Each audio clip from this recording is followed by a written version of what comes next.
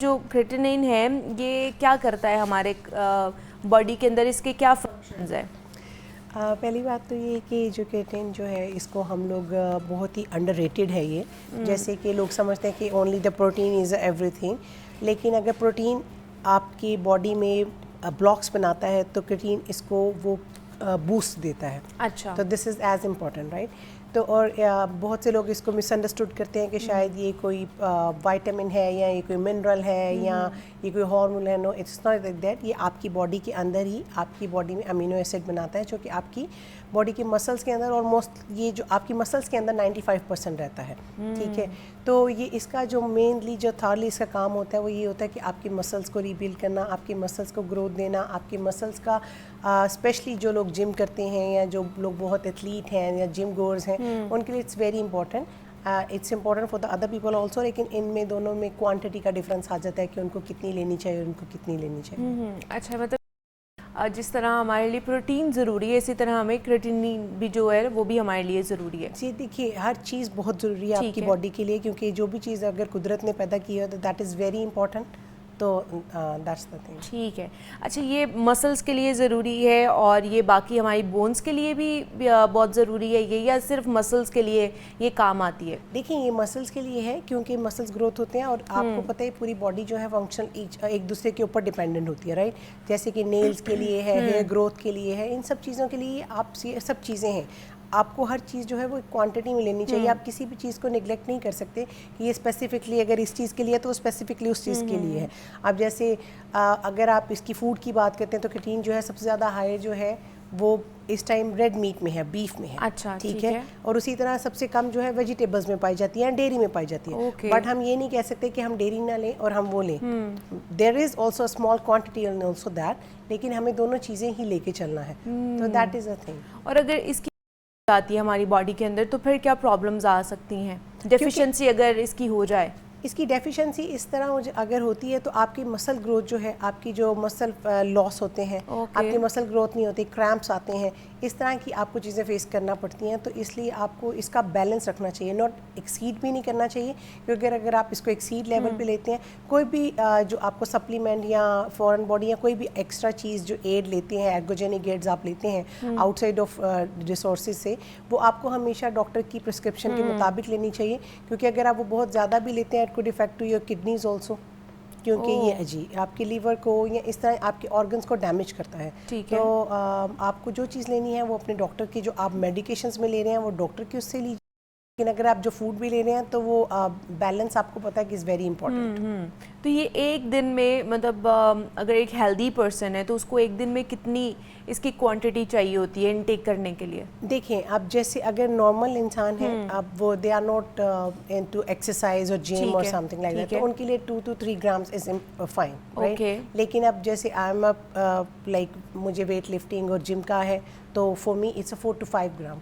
So that is athletes के लिए, उनके लिए थोड़ा डिफरेंट होता है। वो आपको पता है प्रोटीन लेवल भी उनका डिफरेंट होता है, उनके कार्ब्स भी डिफरेंट होते हैं, तो सब कैटेगरी के लिए डिफरेंट होते हैं। छोटे बच्चों के लिए डिफरेंट होते हैं, बड़ों के लिए डिफरेंट होते हैं, तो ये वेरी करता है पर्सन टू पर्सन। ठीक है, कि मतलब जिन्होंने जिम जाना है उनके लिए बड़ा ज़रूरी है। हाँ, जो जिम गोइंग एथलीट हैं उनके लिए ये क्रिएटिनिन लेना बहुत ज़्यादा ज़रूरी है, क्योंकि जो आम लोग हैं जो घर में रहते हैं, जो हाउसवाइफ या जो लोग एक्सरसाइज नहीं करते, वो 2 to 3 ग्राम उनको फूड से मिल जाता है।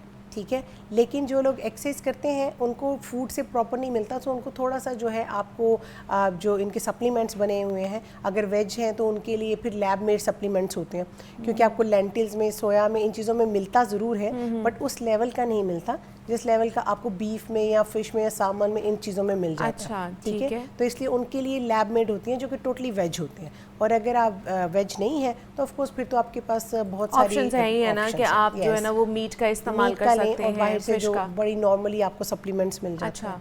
बट अगर आपकी डाइटरी हैबिट्स ठीक नहीं है तब आपको सप्लीमेंट्स लेने चाहिए, या अगर आप मीट भी खा रहे हैं, डाइटरी भी आपकी ठीक है, तो फिर भी आपको साथ ही साथ आप सप्लीमेंट्स भी ले सकते हैं। ये एक ऐसा आपकी बॉडी में ये बिल्ड होता है। ठीक है, तो आपको मोस्टली अगर आप अपनी हेल्दी डाइट रखते हैं और हर चीज़ आप नॉर्मल रखते हैं तो आपको नॉर्मली इतना बाहर से लेने की ज़रूरत नहीं पड़ती, अगर अनटिल अनलेस आप एथलीट नहीं हैं बहुत ज़्यादा, तो फिर आपको आप अपनी फूड से भी उसको प्रॉपर कर सकते हैं। लेकिन अगर आप एथलीट हैं, आप जिम गोर हैं, आप वेट लिफ्टिंग करते हैं, चीज़ें करते हैं, then you have to take little bit of the before exercise, क्योंकि उससे आपको बॉडी को बूस्ट आ जाता है और इस तरह। अच्छा, दूसरा जैसे आप जिम गोइंग की बात कर रही हैं तो उनके लिए कहा जाता है कि आप ये लें, जब आप ये क्रिएटिन पाउडर ले रहे होते हैं या किसी भी फॉर्म में अगर आप ये ले रहे हैं तो उसके साथ आपने स्ट्रिक्टली अपनी डाइट भी फॉलो करनी है, वरना इसका नुकसान भी हो सकता है। और पानी का भी ज़्यादा से ज़्यादा आपने जो है ना इस्तेमाल करना है।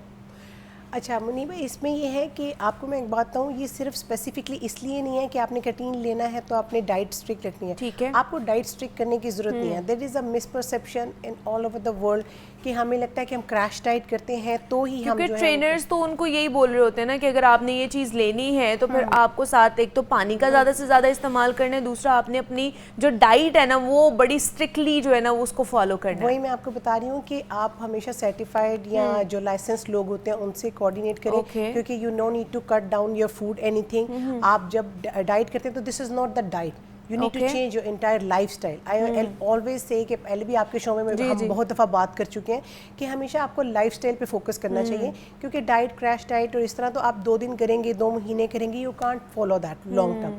तो आप जो इसको डाइट को जो है वो आप प्रॉपर एक हेल्दी डाइट बनाइए जो आपका लाइफस्टाइल बने। इसके अलावा जहाँ तक आप वाटर की बात करें तो ऑफ कोर्स, क्योंकि इसमें अगर आप जब ये लेना स्टार्ट करते हैं तो सम टाइम ऐसे होता है कि आपकी बॉडी ब्लॉट करती है। आपका 2 से 2.5 पाउंड तक का आपका वेट ऊपर भी जाता है, but that is not the bad weight, that is the healthy weight, क्योंकि वो आपकी मसल्स के अंदर पानी कलेक्ट कर रहा होता है, तो इसलिए वो वाटर जो, लेकिन आपको ब्लोटिंग फील हो रही होती है क्योंकि ये वाटर रिटेंशन होता है। इसलिए मैं कह रही हूँ कि जो भी चीज़ है वो आपको बहुत म्याना रवि के साथ लेनी होती है ताकि आप उसका एक्स्ट्रा इस्तेमाल के साथ उसको ख़राब भी ना करें। ठीक है, कि मतलब आप करें इसका इस्तेमाल लेकिन बहुत ज़्यादा भी इसका इस्तेमाल ना करें, बैलेंस डाइट लेकर चलें। बिल्कुल बिल्कुल, जैसे भी आप इनको, जैसे ही क्रिएटिन को आप छोड़ते हैं, उनके सप्लीमेंट्स को या फूड उसकी रिड्यूस करते हैं, तो इमीडिएटली आप देखेंगे आपका मसल लॉस होगा, इमीडिएटली आप देखेंगे कि आपका वेट भी लूज़ होगा, क्योंकि वो वेट लूज़ नहीं हो रहा होता, वो जो आपकी बॉडी में वाटर रिटेंशन हुई होती है वो ड्रेन होती है, तो आपको ऐसा लगता है वेट लॉस है। तो जो उससे जो ब्लोटिंग हो रही थी आपको उससे घबराने की ज़रूरत नहीं है, लेकिन that is the healthy one, लेकिन still you need to take in the balance. अच्छा, अब ये स्पेसिफिकली अगर बात कर ली जाए तो किन किन चीज़ों में हमें ये और कितनी कितनी मिकदार में हमें मिलता है? देखिए, गोश्त सिर्फ हर कोई गोश्त भी तो नहीं खा सकता ना, अगर सब्जियों की बात कर ली जाए तो उसमें कौन सी चीज़ें हैं जो हमें खानी चाहिए? जी, गोश्त तो वही सबको ही पता है कि रेड मीट में सबसे ज़्यादा है, फिर उसके बाद हम सेकंड पे चले जाए तो सामन में है, फिश में है, देन उसके बाद चिकन में आता है, उसके बाद डेयरी में आता है, is equal to very less, equal to nothing, right.